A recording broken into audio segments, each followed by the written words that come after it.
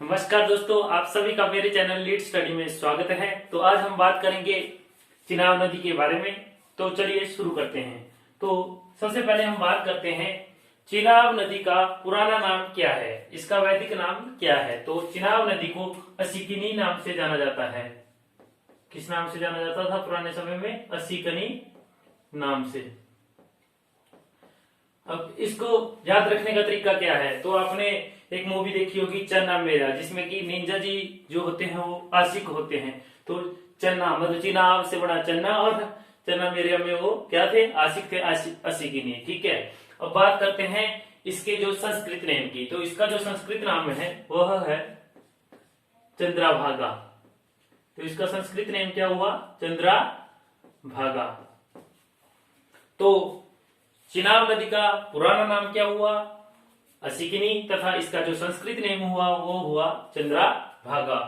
अब यदि बात करें इसकी लंबाई की, तो लंबाई के अनुसार देखा जाए तो यह हिमाचल प्रदेश के चौथे स्थान पर आने वाली नदी है। इसकी जो लंबाई है 122 किलोमीटर है। कितनी है? 122 किलोमीटर है।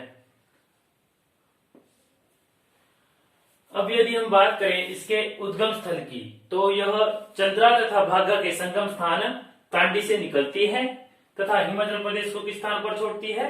चंबा के मतलब हिमाचल प्रदेश को संसारी नाले के पास छोड़कर कहां पे प्रवेश करती है? जम्मू कश्मीर में प्रवेश करती है। और जम्मू कश्मीर की कौन सी घाटी में? पॉटर घाटी में। तो इसका जो उद्गम होता है, उद्गम कहां से होता है इसका? तांडी क्षेत्र से। तथा हिमाचल प्रदेश को कहां पे छोड़ती है?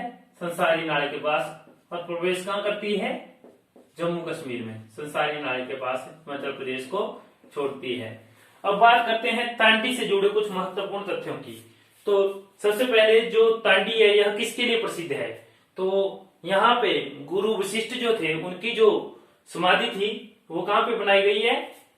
तांडी में। तो गुरु वशिष्ठ की जो समाधि है, गुरु वशिष्ठ की जो समाधि है वो कहां पर बनाई गई है? तांडी क्षेत्र में बनाई गई है। और किसके लिए प्रसिद्ध है? द्रौपदी का अंतिम संस्कार कहां पे किया गया था? तो द्रौपदी का जो अंतिम संस्कार किया गया था वह भी तांडी क्षेत्र में ही किया गया था। द्रौपदी का अंतिम संस्कार। तो अब हम बात करेंगे चिनाब नदी के किनारे बसे हुए शहरों के बारे में। तो इसके किनारे कौन सा क्षेत्र बसा हुआ है? तांडी बसा हुआ है। एग्जाम में पूछा जाता है कि चिनाब नदी के आसपास की जाति को क्या कहा जाता है? तो चिनाब नदी के आसपास की जाति को स्वांगला जाति के नाम से जाना जाता है। किस जाति के नाम से? स्वांगला जो जाति है उसके नाम से, सांगला जाति के नाम से जाना जाता है। तो अब हम बात करेंगे इसकी अन्य सहायक नदियों की। तो चलिए शुरू करते हैं। तो सबसे पहले लाहौल स्पीति के चंद्रताल झील से कौन सी नदी निकलती है? चंद्रा निकलती है। तथा भागा झील से सूरजताल नदी निकलती है। और इन दोनों का संगम किस स्थान पर होता है? तांडी स्थान पर होता है। एग्जाम में यदि उद्गम स्थल की ही बात करें तो यह बारलाचा दर्रे से भी माना जाता है, मतलब माना किया जाता है निकलती है। मतलब इसके दो आंसर होते हैं, या तो तांडी बोल सकते हैं आप, या यदि दर्रे की बात की जाए तो बारलाचा दर्रे से यह नदी निकलती है। अब यदि बात करते हैं आगे, तो सूरजताल से निकली भागा नदी, चंद्रताल से निकली चंद्रा नदी, जिसके किनारे की मैंने आपको बताया था सिसु वन्य जीव अभ्यारण्य किसके किनारे हैं? चंद्रा नदी के किनारे स्थित है। तो ये मिलते हैं दोनों तांडी स्थान पर। अब सूरजताल जो है तांडी में चंद्रताल से सूरजताल नहीं, भागा नदी चंद्रा से तांडी में मिलती है। उससे पहले उसमें कौन सी सहायक नदी मिलती है? जास्कर जो सहायक नदी है उसमें उससे पहले मिलती है।